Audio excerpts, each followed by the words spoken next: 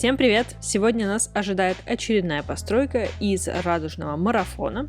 Я строю в радужных цветах квартиру, а не дома, как в принципе это положено по челленджу, но у меня такая облегченная версия, если кто не знает. И у нас сегодня на повестке синяя квартира. Перед этим была, понятное дело, голубая, и они, если честно, различаются, конечно же, но не могу сказать, что прям радикально, потому что все-таки в Симсах голубой и синий, оно, во-первых, под одним и тем же цветом. Тут есть только синий, получается. И, я выбирала те моменты, которые мне показались именно синими, то есть те предметы, которые все-таки кажутся более синими.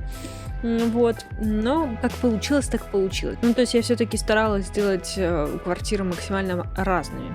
И я здесь, кстати, начала все предметы отсматривать именно с точки зрения каких-либо увлечений. Потому что без увлечений получаются квартиры достаточно обезличенными. То есть непонятно, кто их владельцы этих квартир, чем они занимаются, чем они зарабатывают на жизнь, что у них происходит и так далее. Мне нравится, когда есть какой-то характер у этой квартиры, какое-то наполнение определенное, которое диктует, кто здесь живет, чем он занимается. И в этот раз мне повезло, потому что в синем фильтре отличилось увлечение музыкой, потому что был и инструмент, опять наш синтезатор нас выручил, так же, как и в зеленой квартире. И плюс была вот эта установка для создания музыки, насколько я помню.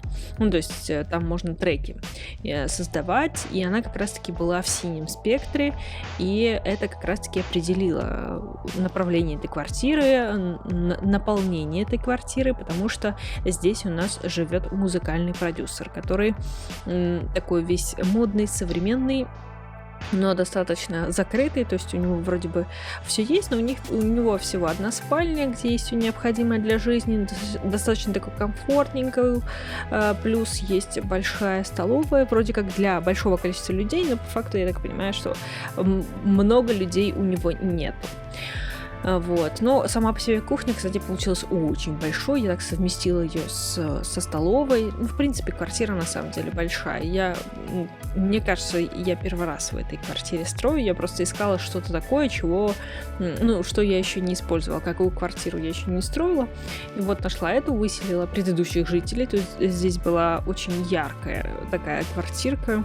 Неоднозначная, я бы сказала, с такими вот футуристичными всякими наполнениями, вот, поэтому я сделала ее более спокойной, понятное дело, хотя потом я постелила такой коврик, который, он такой многоговорящий, я бы сказала, многословный, вот, поэтому квартира получилась на самом деле достаточно яркой, достаточно наполненной, интересной, плюс попался камин очень хороший, оказывается, камин, который с мраморными вставками, он есть во многих синих цветах, то есть он был в нескольких вариациях, и это было прям круто. Вот, это было приятно. Я его, конечно же, разместила. У меня был даже выбор, какой именно камин я могу поставить. Вот. В общем, было несколько предметов, которых не было в других, оказывается, цветах. И было интересно с ними поиграться, посмотреть на них, как они смотрятся вообще в интерьере. По-моему, один из моих любимых предметов, как оказалось в этой квартире, стал сервант, который из паранормального. Я знала, что он есть красный, и, по-моему, он был желтый, но он еще оказался очень красивого синего цвета, такого спокойного синего.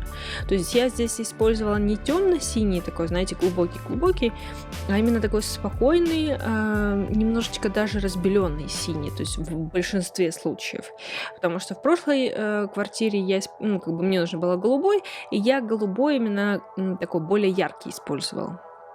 Здесь же квартира такая более спокойная, более умиротворенная, вот, и еще книжная полочка такая попалась симпатичная, тоже спокойно синего цвета. То есть я смогла найти те предметы, которые именно синего, такого красивого цвета. И, кстати, по цветовому кругу это должна была быть предпоследняя квартира, потому что следующая фиолетовая, и как бы все. То есть 7 квартир, весь цветовой спектр. Но я не хочу на этом останавливаться, потому что мне понравилось. С какой-то стороны это немножко сложновато, потому что ты ограничен в количестве предметов, вечно какие-то сложности, чего-то не хватает, но с другой стороны это прикольно. В этом что-то есть. И поэтому я все-таки еще доделаю розовую квартиру. Я сделаю еще отдельно черную, отдельно белую, возможно, еще отдельно серую я сделаю, возможно. Ну, скорее всего, да. Мне кажется, это интересно будет посмотреть, как это все будет выглядеть, какие предметы у нас окажутся в этом цветовом спектре. Что нам подскажут, чем нас наградят в этом цветовом спектре. В общем, нам еще предстоит несколько квартир. То есть розовая раз, черная, белая, серая. Ну, еще 4 как минимум, а там дальше посмотрим. Возможно, я еще какой-нибудь челлендж возьму, потому что мне понравились такие вот условия. То есть я люблю, когда есть какие-то ограничения, есть какие-то вот сжатия, когда у тебя есть условия, которые нужно обязательно выполнить. Самое смешное было в том, что когда еще были первые Симсы, там, конечно же, не было никаких слишком сильных проработок персонажей. Там можно было, по-моему, только знак зодиака выбрать, и там какой-то там частюля, еще что-то было. Ну, такие минимальные характеристики. Но там можно было историю написать, просто такими словами. Это ни на что вообще не влияло вообще. Но можно было написать эту историю. И я писала каждый раз, я придумывала прям такие какие-то сложные судьбы моих персонажей, что там разведенная уборщица, которая пытается прокормить своих детей, или там отец семейства, которого уволили, он пытается выбраться из долгов и еще что-то, в общем, там, типа, отправить своих детей в университет, хотя он этого не может сделать.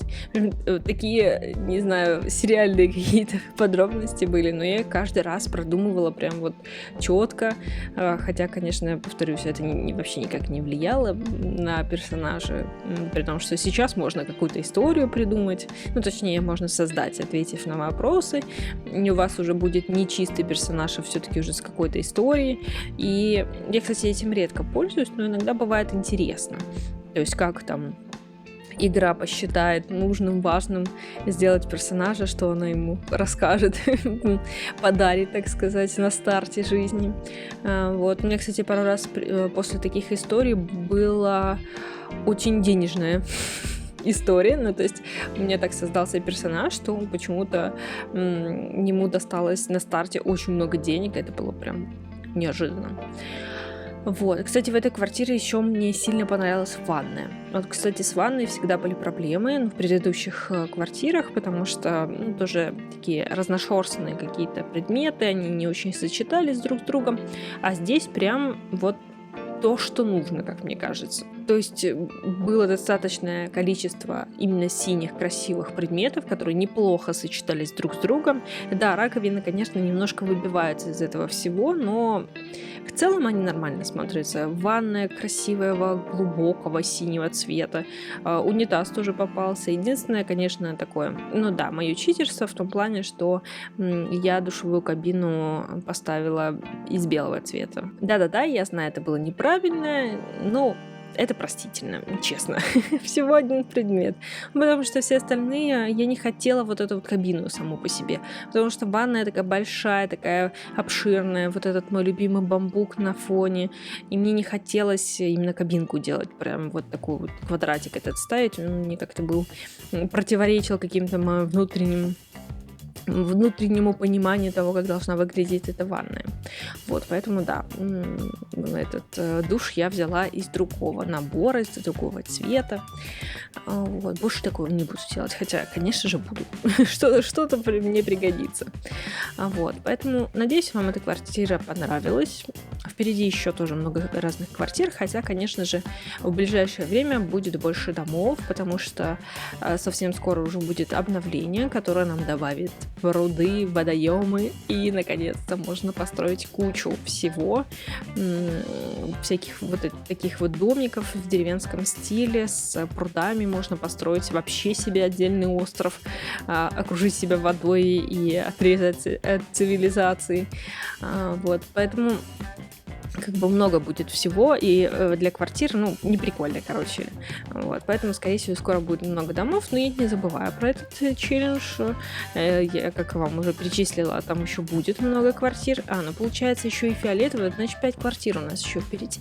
Они со временем будут, они со временем появятся, но, повторюсь, в ближайшее время, скорее всего, будут дома. Все маленькие, уютненькие, в сельском стиле. Возможно, и какое-нибудь что-нибудь такое fashionable мне тоже интересно попробовать, потому что у меня в сохраненных